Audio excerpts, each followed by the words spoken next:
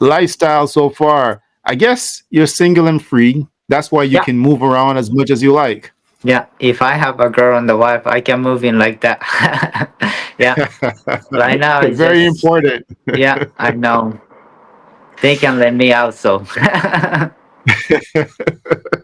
So all the jockeys out there, just remember one of the main ingredients to be successful is you have to be a little bit single and ready to mingle. Yeah, you're right.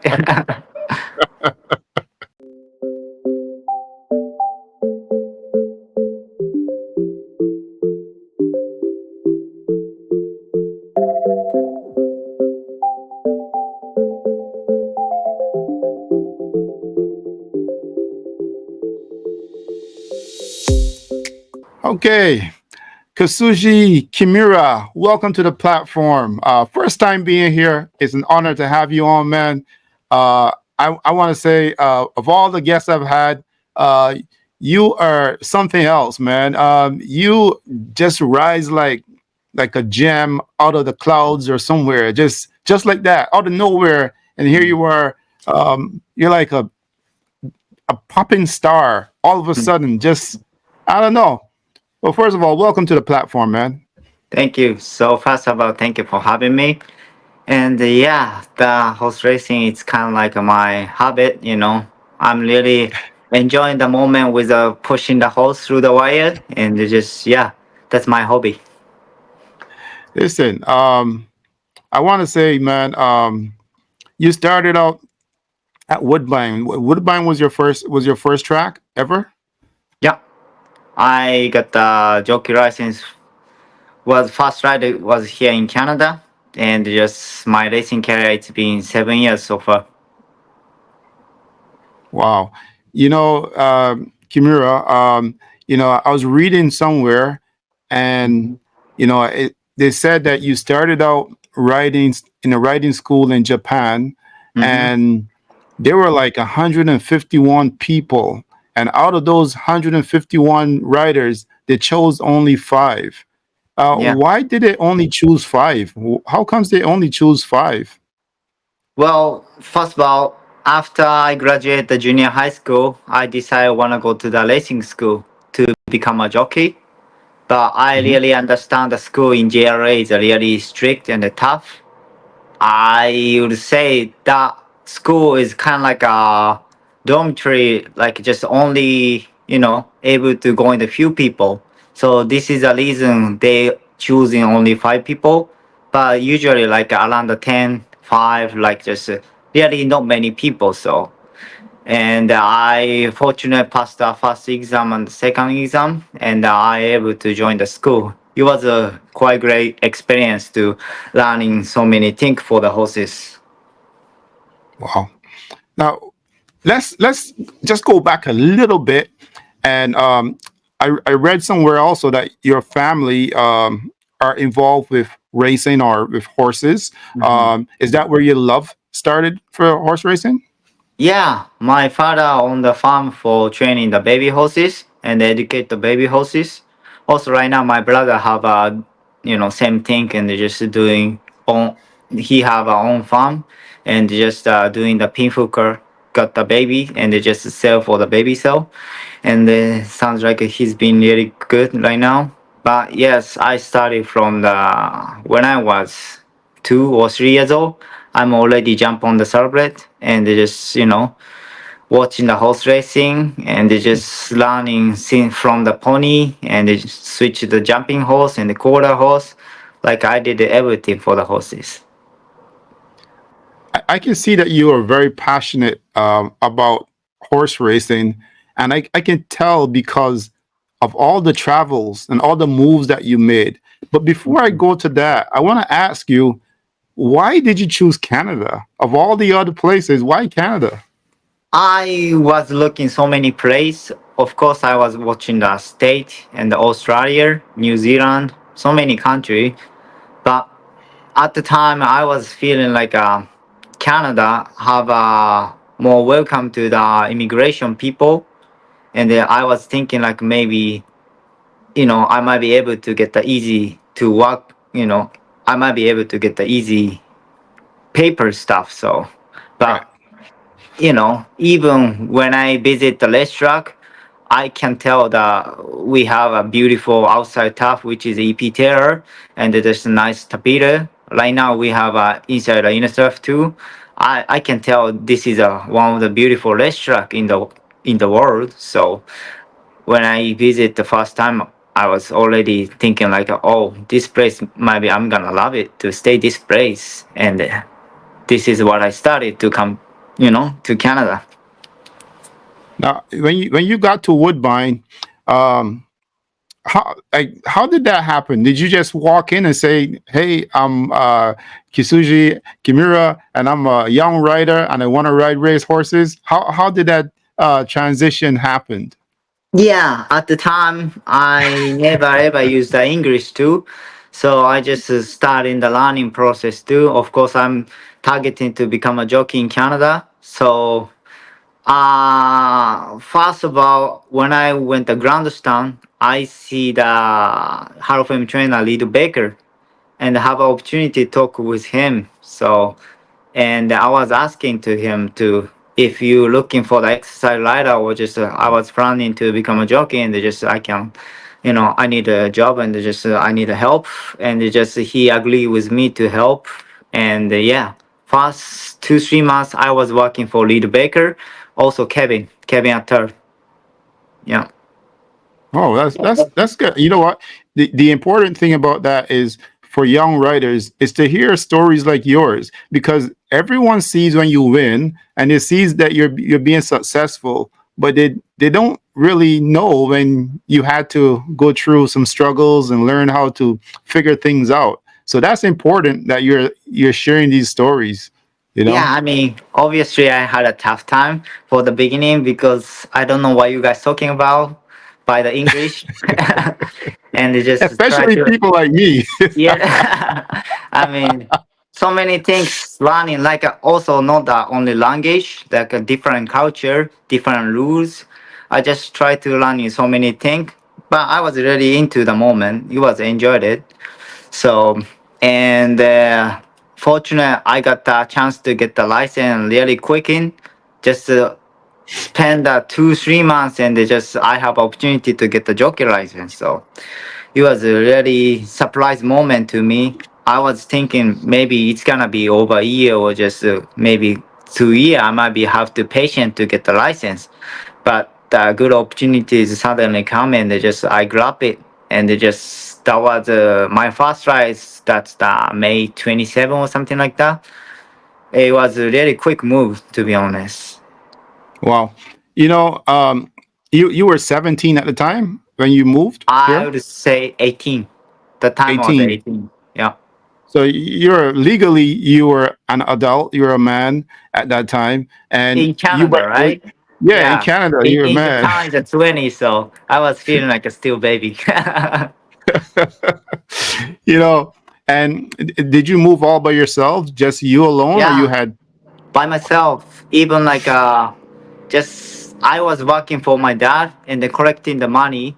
Just I tried to not gonna bother my parents, so just ask to them to let me work a couple months, and then I'm gonna collect the money, and I'm gonna use those money for just fly to Canada, and then just to get the paper stuff.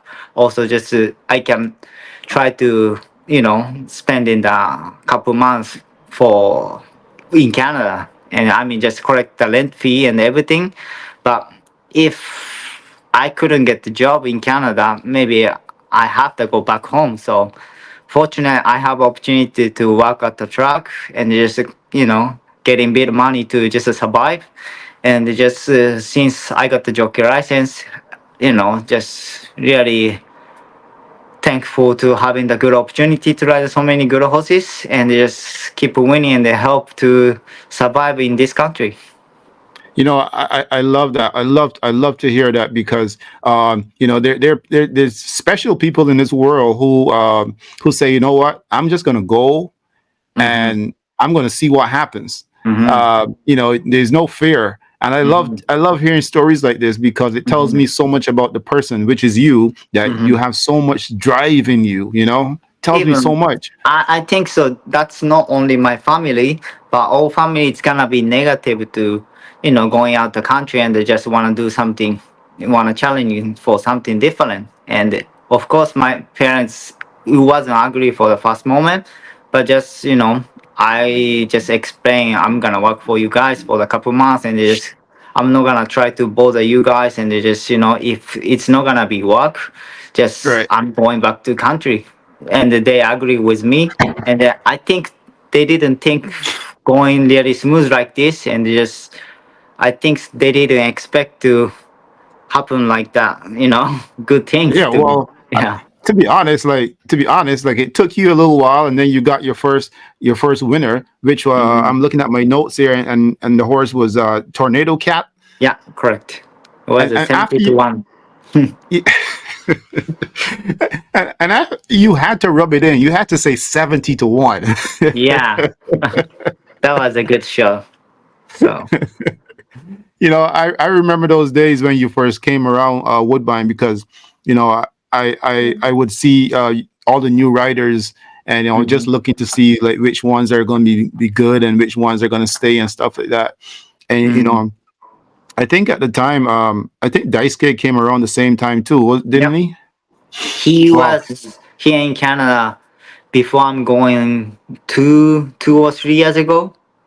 Yeah, and also I know him before going to Canada, and I was researching to him just how about in Canada and how the racetrack and how the people, and just I constitution to him. After that, more clear to say I'm going to Canada. Yeah, it was good to having Daisuke in this country before I left, and just it's always having always happy to have him around me. Yeah. Yeah, absolutely. And someone who shares the same language as well too. So anytime you don't feel like learning the English, you can just go and say, hey, let's talk for a bit, right? Yeah, Um, after you had that first winner and you got in the winner's circle, did the green light go off and you said, hey, you know what? From here on, I'm going forward. I'm going. What was the yeah. feeling like? You know what? Since I started this business as a jockey, I've never changed any dreaming. That's I wanna become. I wanna try to become a champion jockey in the world, or just a best jockey in the world. That was my big point for this business right now, and they just I was thinking that time just more getting close. Finally, I got the starting position right now after first win, and they just I was really eager to learning so many stuff about a jockey and they just riding and they just so many things around the racetrack, and they just it was good. It was a good process to have in, and they just I was quite enjoy the moment. Wow. um, you know, being a jockey is not an easy career. I A would hundred say. percent. Yeah. Lots of people sometimes tell me, Derek, Kisushi, he has like the body and the natural body to be a jockey. Is this true? Do you have that natural body? I don't think so. I would say I can gain the weight really easily, but like you told me, just I went a really strict school in Japan. That that school every single day I'm just on the scale and just I can move in too much up and down. Always gotta be consistent to steady. So just I was running so many things from the school, also just not only the weight control, just what is a good food to eating and just getting more strengths. Yeah, I Oh, mean, just I'm sometimes I'm gonna take the cheat meal, but just usually I'm just eating like exactly kind of the same meal.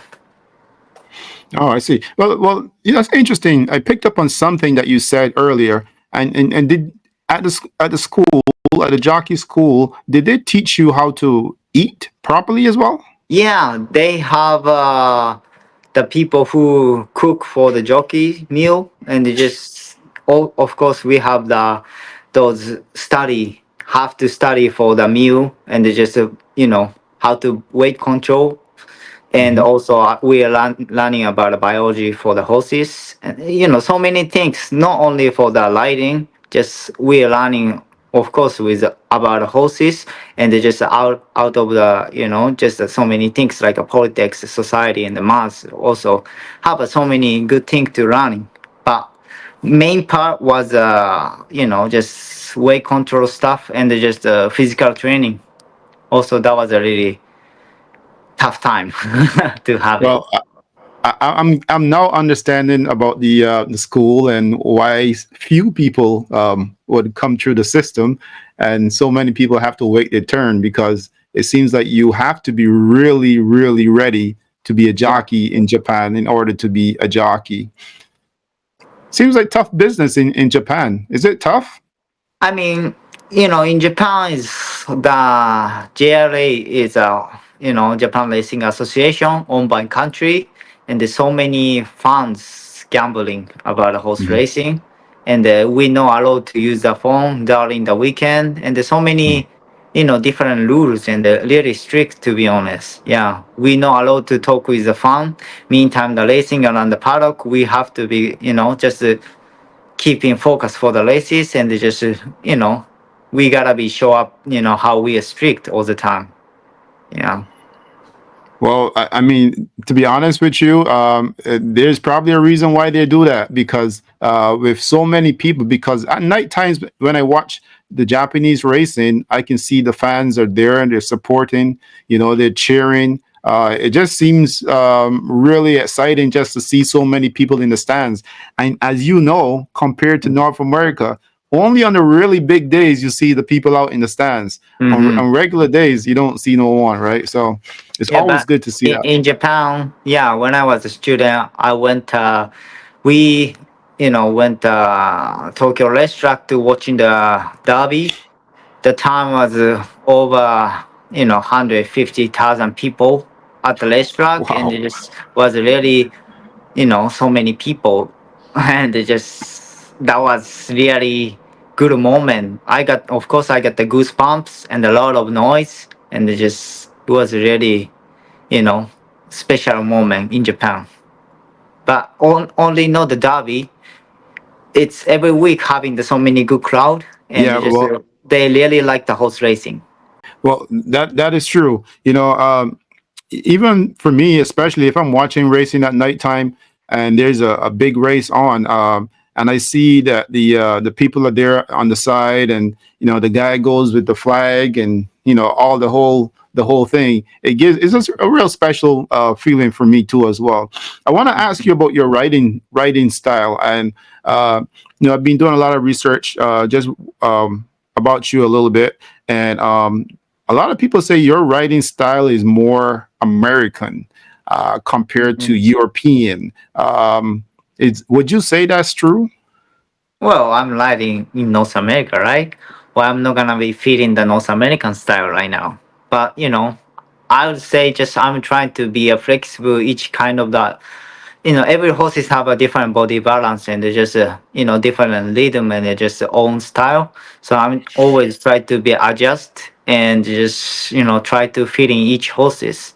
But right now, yes, I might be more similar to American style, and just yeah, I can say American Yeah. style. Well, I've seen you go in front, and I've seen you come from behind. And Mhm. as you said, each horse has its own particular way of running, so you have to adjust to each horse, Mhm. right? Um, Yeah.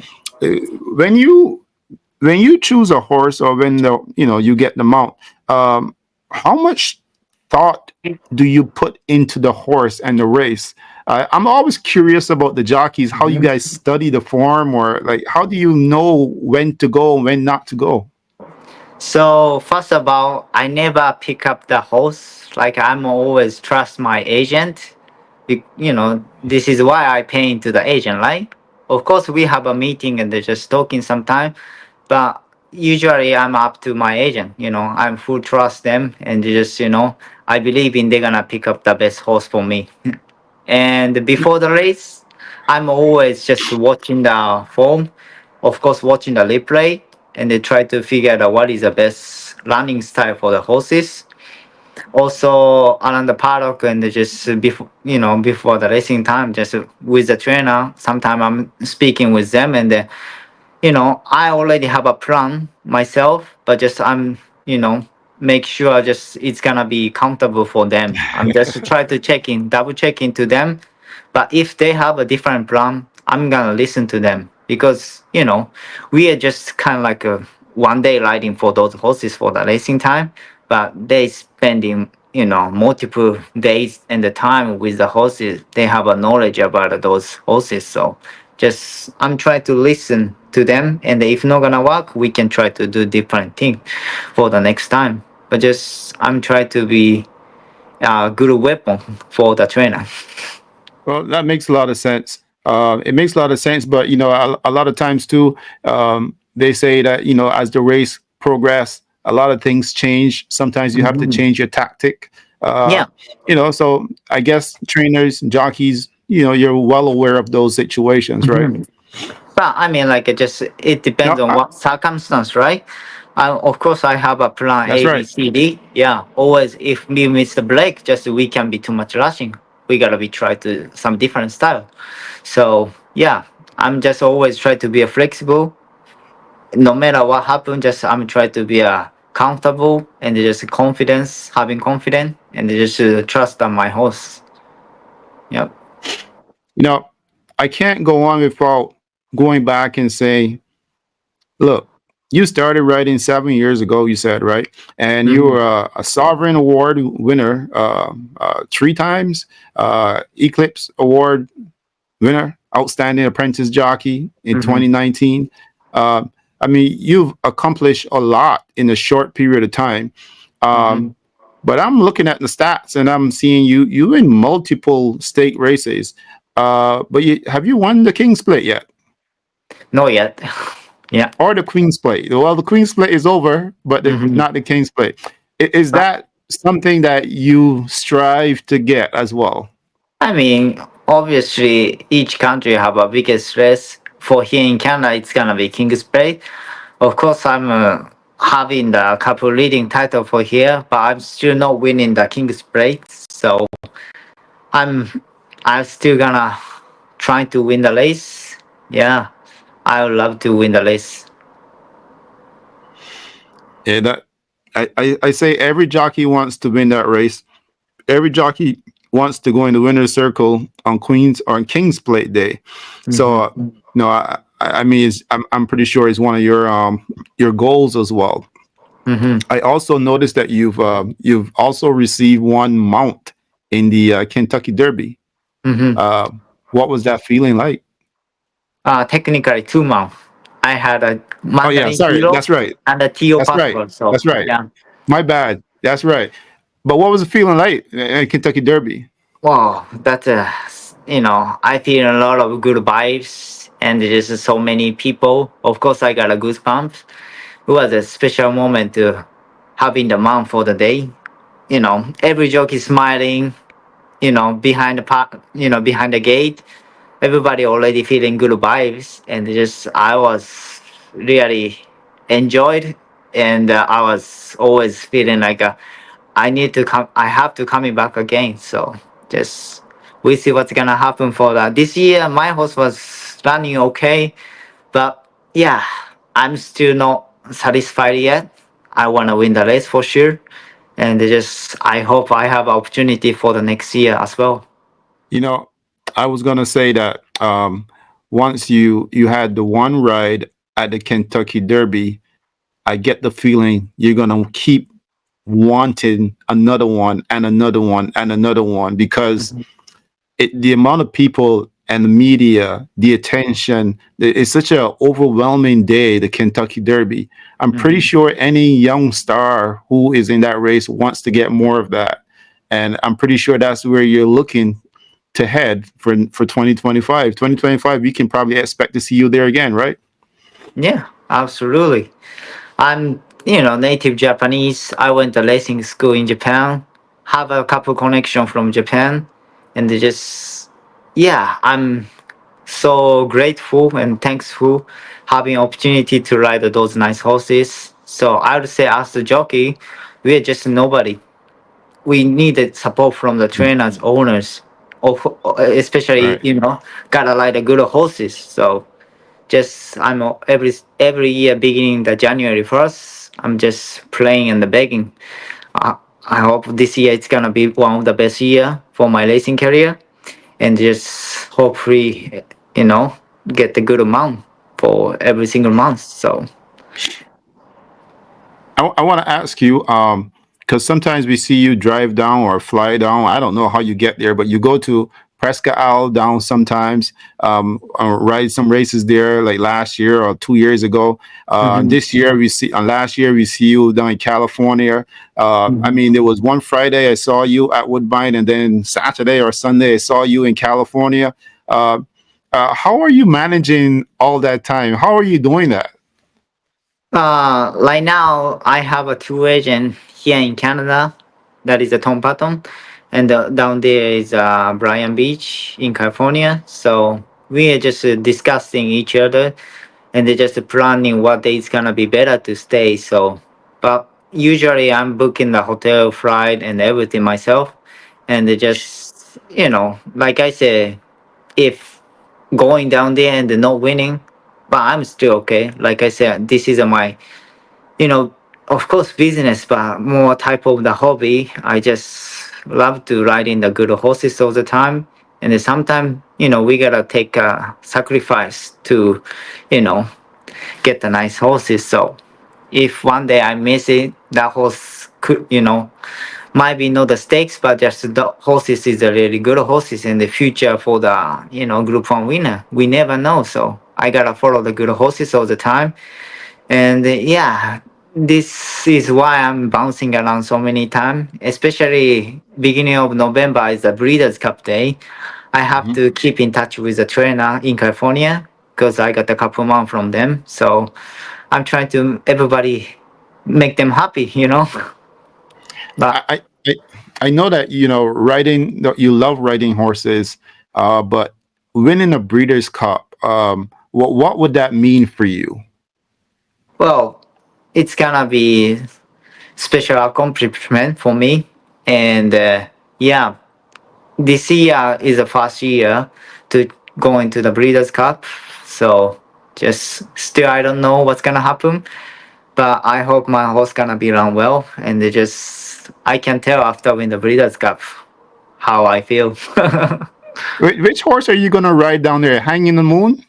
Yeah, that one got to qualify, and there's just one horse have a juvenile. That name is Mackenzie Street, and the two horses that's also eligible. I just fingers crossed the horse gonna enter the race, but yeah, we'll see. Yeah. That's a nice horse, Hanging in the Moon. I watched your last race there, and Hmm. it was a big big strides, and just Yeah. came from behind. Really nice horse. Really nice ride too. Congratulations. That's a really Thank nice you. ride. Um, That's a little bit headache moment. Actually, the filly and the mare tough. I have two more offer that from Japan, and the oh one wow. from the Kevin, the EP Taylor winner, right? So I was feeling that would be great to ride the Kevin horse. He supported me before I get the jockey license, and it's gonna be a good story too. But after I win the EP Taylor, I was thinking like maybe better to ride the Flukan Felicia. But after I win the qualified race, that horse already beat a really nice company, and the horse is able to cross to the leader or just able to come in from behind. Already winning at the Delma and the Santa Anita, and that owner is really close to me too, you know. And it was a tough decision, but just yeah, always good to having so many option and opportunity, but sometimes it's gonna be tough moment to gotta pick up. Man, I would say you're in a really nice position, having so many options. I hope you Yeah, chose the right one. I hope I so. hope you But chose the still, right one. if Rukan Felicia win the race, I'm still happy for them. Yeah, I Yeah, get on no, last yeah. week. She was training really good, so yeah. Wow, that's really now I'm very curious now. I can't wait to watch that race now. I'm Yeah, really excited now. yeah. Can you tell me about the relationship with Bob Baffert? Like when you first met him, like, well, you probably seen the stories and you've done research on Bob. So, what was the feeling for you as a young jockey meeting Bob Baffert for the first time? Well, I'm really pleasure to meet him as the first time, and it just I was no idea, just to get the mount for them. I was thinking at the beginning. I was thinking like maybe not gonna happen, but just at least we can try to offer our just ride. And he gave me the couple mount for the second season at the California, and it just we really had a good stats. Like he gave me the 6 7 months and we already win the 4 5. It was a really good start, and he gave me the opportunity to ride a really nice horses, and they just always nice horses is fun to ride, and they just more good to get a nice result. And it just fortunate that time he gave me the really nice horse to me to ride, and just I winning a bunch of race for him, and I could win the Californian Stakes. That's a Group 3, and after that they planning to using the Hollywood Gold Cup with the horse. That name is Mr. Fisk, and yeah, that day is just still racing in Canada. Part of this show is really is to get the audience to know a little bit about the jockeys and the trainers and the people involved with racing, Hmm. and just to know a little bit about you, because a lot of times I see you at the track, but Hmm. you're always so busy. You're always like from the horse, you run, you go to the jockey's room. You're just busy. So I Yeah, never even have a chance to say, hello, how you doing? You're just yeah, gone. So yeah, here's the perfect time to for you to expose yourself a little bit. And yeah. you know, you've been to many tracks, but do you have any rituals when you get to a new track? Is there anything you do when you get to a new track in order to be successful? Well, first of all, I might be talking with more jockey to figure out what type of the racetrack. Each racetrack is sometimes different circumstance day by day. So, I mean, try to figure out what style is gonna work for the racetrack. Even like when I ride in Woodbine and California, I have a little bit different racing style, because in Mhm. California, everybody gotta be brake hustle from the gate, and they just gotta keep in position. Sometimes around the Californians they going really fast, but just they're not gonna stop. So I gotta be part of them. But like here in Canada, it's most of part might be, I would say, better to be patient. The timing is always coming, and just still not gonna be late from behind. But it's not gonna work in California, so I'm always adjusting to different racing style. But you know, any place going, I'm always making my routine. Just doing the stretching, and they just warm up with the exerciser, and they just always try to be mind refresh. So that's the Nice. reason I'm trying to not too much talking with the people maybe around the paddock, and Oh, I'm trying to be a consistent myself. So yeah. that's right. Totally understandable and totally businesslike. So Hmm. that's respected by any of the fans. Always respected because the real fans know that you guys are busy. You just got to keep moving. Um, I want to ask you this. You know, do you feel like a superstar yet? No, I'm just ordinary person. Just the same as you, like the same as like a normal people around the grocery store. Just I'm always have a I would say I have a good luck. I able to ride in a good horse, and they just I've been working with really nice people always. So that's makes me like a superstar. But just I'm just normal person. Well, I mean, you're a normal person, but on the racetrack and for the race fans see you guys as as stars, and that's the reason why they come out. They see the horses. Yes, the horses are the stars, Mhm. but also the jockeys too. So there's a lot of attraction there. At King's Plate, I met two journalists, and Mhm. they were really excited. I hope they're watching, but they're really excited to see you down there. That was Mhm. last year. They were really Mhm. excited. So I'm just saying, like, a lot of times you guys think that people are not watching, but there's a lot of people who are always watching and very curious about your lifestyle and so forth. Um, Mhm. Lifestyle so far, I guess you're single and free. That's why you Yeah, can move around as much as you like. yeah. If I have a girl and a wife, I can move in like that. Yeah. Right now it's Very just, important. yeah, I know. They can let me out, so. So all the jockeys out there, just remember one of the main ingredients to be successful is you have to be a little bit single and ready to mingle. Yeah. You're right. Anyways, so when do you ride in California again? So I'm gonna be there for 26, 27 for this weekend, Saturday, Sunday, and through the Breeders' Cup, which is first and the second.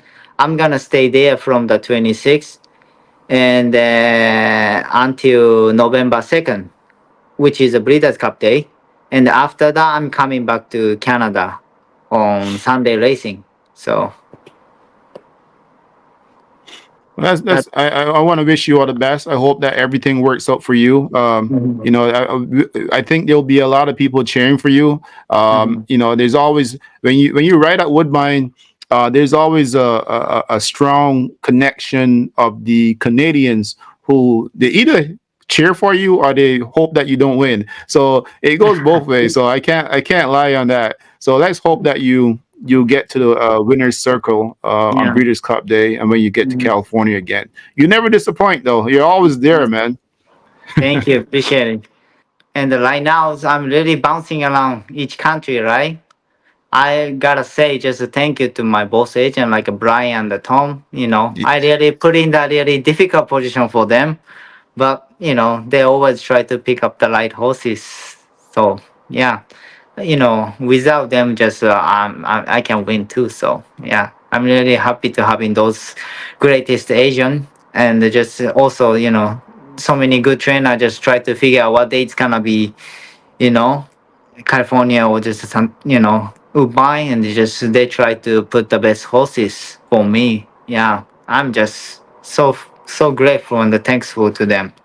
I want to ask you this, and this is just me being very, very, very curious and very nosy. And I know that you had an agent from before from Canada, and it looks like you guys separated. Hmm. What happened? Do you even care to talk about that, or not really?